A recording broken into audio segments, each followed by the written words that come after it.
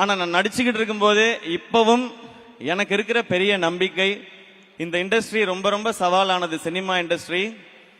அதுவும் எந்த ஒரு பின்னணியும் இல்லாமல் எந்த ஒரு துறைக்குள்ள நுழையிறதே ரொம்ப அசாத்தியமான விஷயம்.